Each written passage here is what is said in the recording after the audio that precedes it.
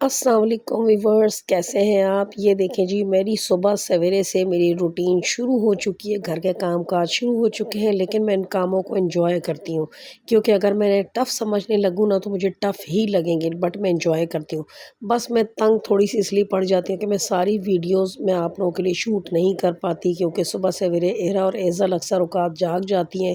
تو پھر ایرا اور ایزل کو بھی مجھے دیکھنا ہوتا ہے،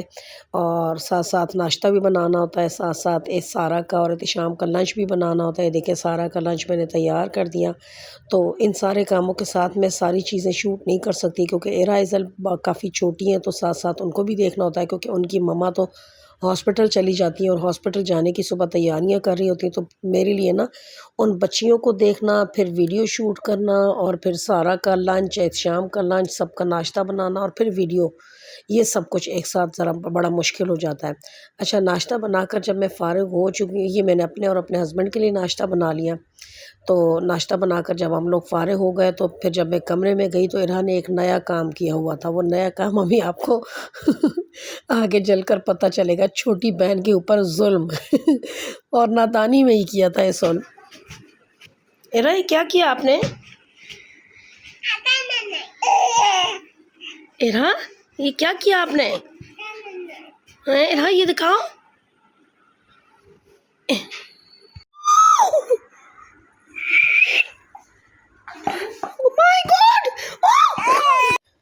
ارہا نے کھیلتے کھیلتے ایزل کے سر پہ ٹک سے اپنا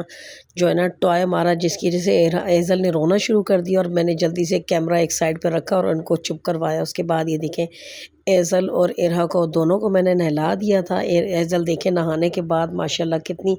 ہیپی اور خوش لگ رہی ہے۔ اس کے آگے میں نے اس کے کھلونے رکھ دیے، اور اس کے لیے پھر میں ساگودانہ بھی بنا لیا تھا ساتھ ساتھ، اور اس کے ساتھ ہی میں نے ارہا کو بھی نہلا دیا۔ دیکھیں شرارت کی پوٹلی، اصل شرارت کی پوٹلی یہی ہے۔ اس کو ارہا کو نہلا دھلا کر پھر کپڑے چینج کروا کر، اور صبح کا ٹائم تھا نا تو میں نے ان کو فل سلیوز والے کپڑے ہی پہنائے تھے۔ اچھا، اور اس کے بعد اس نے آٹا مانگا مجھ سے، اور میں نے اسے تھوڑا سا آٹا دے دیا، کہ اس نے اپنی مرضی سے ہی تھوڑا سا میں دینا چاہ رہی تھی، لیکن اس نے زیادہ لے لیا،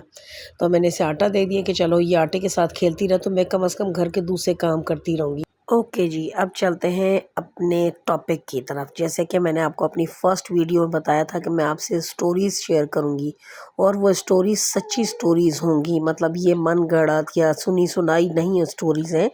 کہ بس کہیں اور سے سنی، بلکہ یہ ان لوگوں کی سٹوریز ہیں جن کو میں ذاتی طور پر جانتی ہوں۔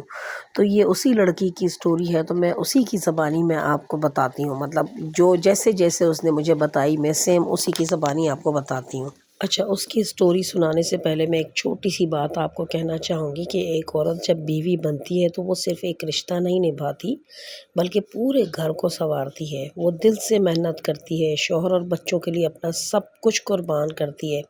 وہ صرف کام نہیں کرتی، وہ محبت سے گھر کو جنت بنانے کی کوشش کرتی ہے۔ مگر افسوس اس وقت ہوتا ہے جب ایک شوہر اپنی بیوی کو ہر وقت اگنور کرتا ہے، اس کی تعریف نہیں کرتا، اس کی عزت نہیں کرتا، اور بدلے میں حسد کرنے لگتا ہے کہ کہیں وہ سر پر نہ چڑھ جائے، تو یہ رویہ بہت ہی ناپسندیدہ ہے، بلکہ ظلم کے برابر ہے۔ اچھا، اس کی کہانی سننے کے بعد مجھے یہ نہیں سمجھ میں آتا کہ جب عورت کچھ اچھا کام کرے تو رشتے حسد میں مبتلا کیوں ہو جاتے ہیں، کیوں جلتے ہیں، یا عورت کا کمال بھی جرم بن جاتا ہے جب گھر والے سے نیچا دکھانے لگتے ہیں۔ تو اب چلتے ہیں اس لڑکی کی کہانی کی طرف۔ وہ بتاتی ہے کہ وہ جب بھی کوئی اچھا کام کرتی، جیسے کوئی ہنر سیکھتی، کوئی اچھا سوٹ سلائی کر لیتی، کچھ اچھی امبرائڈری کر لیتی، کچھ کما لیتی، یا بچوں کی بہترین تربیت کی تعریف پاس پڑوس کے لوگ یا رشتہ دار آ کر کرتے، تو اس کے گھر والے آگ بگولا ہو جاتے، بجائے اس کے کہ یہ بات ان کے لیے فخر کی بات ہوتی، لیکن افسوس کی بات کہ ان کے لیے یہ بات باعث فخر ہونے کے بجائے اس کے سسرال والوں کو جلن اور حسد میں مبتلا کر دیتی، اور اس بیچاری کا شوہر، نندیں اور ساس اس کی کامیابیوں کو تسلیم کرنے کے بجائے حسد میں مبتلا ہو جاتے، اور پھر شروع ہوتی ہے اس کو نیچا دکھانے کی کوشش۔ بات بات پر طنز کیا جاتا کہ تم نے کیا خاص کر دیا، یہ تو ہر کوئی کر لیتا ہے، اگنور کیا جاتا، جب سب بیٹھے ہوں تو عورت کو بات کرنے کا موقع ہی نہیں دیا جاتا، اور اس کی بات کاٹ دینا یا اس کی بات کو نظر انداز کرنا۔ اچھا اس نے مجھے یہ بھی بتایا کہ اس کی غلطیوں کو تلاش کیا جاتا تھا، یعنی بہترین سے بہترین اور اچھے سے اچھے کام میں بھی نقص نکال دیا جاتا کہ یہ کام تو ٹھیک کیا لیکن باقی سارے کام تو رہ گئے، اور پھر اس کا مقابلہ کروایا جاتا، اور مقابلہ بھی ان لوگوں سے کروایا جاتا کہ جن کو کچھ آتا ہی نہیں تھا، نہ اس کی طرح وہ کھانا بنا سکتی تھی، نہ اس کی طرح وہ گھر کو سنبھال سکتی تھی، نہ اس کی طرح وہ اسٹیچنگ کر سکتی تھی۔ تو جب ایسے لوگوں کے ساتھ اس کا مقابلہ کروایا جاتا تو یقین کریں وہ کہتی ہے کہ میں رات رات بھر روتی تھی۔ تو میں نے اس سے پوچھا کہ بیٹا جب آپ رات رات بھر روتی تھی تو آپ کے ہسبینڈ کہاں ہوتے تھے؟ تو وہ کہتی ہے کہ میرے ہسبینڈ تو رات کو کمرے میں داخل ہی 2 یا 3 بجے ہوتے ہیں، کیونکہ وہ رات بھر ان کی ماں اور بہنیں ان کی پیچھا ہی نہیں چھوڑتی،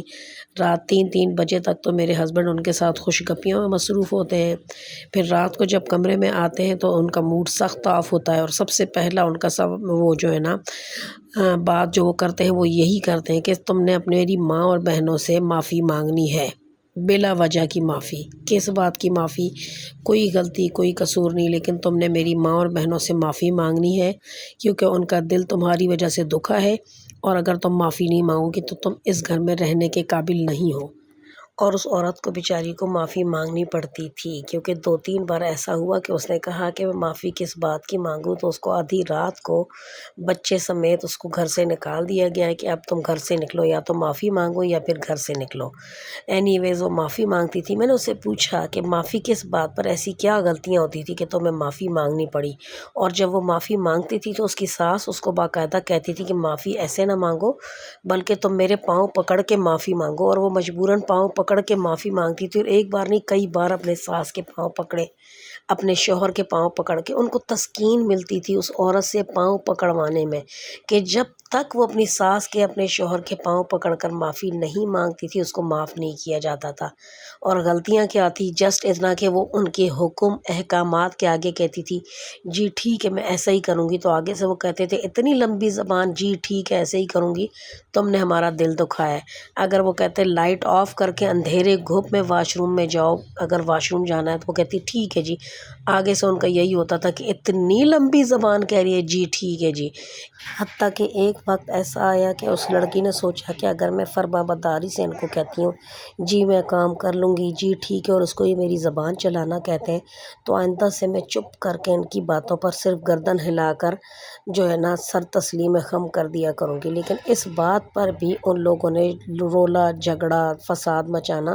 کہ اتنی اس لڑکی کے اندر نخرہ فخر اور غرور ہے کہ ہم کوئی بات کہتے ہیں تو چپ کر کے گردن ہاں میں ہلا دیتی ہے، آگے سے ہمارے سامنے بولتی نہیں ہے، اتنا غرور۔ اور اس بات پر ان کا دل دکھتا تھا، اور وہ اپنے بیٹے سے کہتے تھے کہ ہم سے معافی منگواؤ، اور بیچاری پوری زندگی معافیاں مانگتے اب اس کی سائیکیٹرسٹ کی بیچاری کی میڈیسنز چل رہی ہیں، اور ان میڈیسنز کے سہارے ہی وہ چل رہی ہے۔ آخر میں یہی کہنا چاہتی ہوں کہ عورت جب کچھ اچھا کرتی ہے تو اس کی ہمت بندھانا ہمارا فرض ہے، اسے نیچے دکھا کر نہ صرف ہم اس کا دل توڑتے ہیں بلکہ اللہ کی بھی نافرمانی کرتے ہیں۔ عورت کو عزت، تعریف اور اعتماد کی ضرورت ہوتی ہے تاکہ وہ اور بہتر بن سکے، ورنہ وہ ذہنی مریض بن کر رہ جاتی ہے۔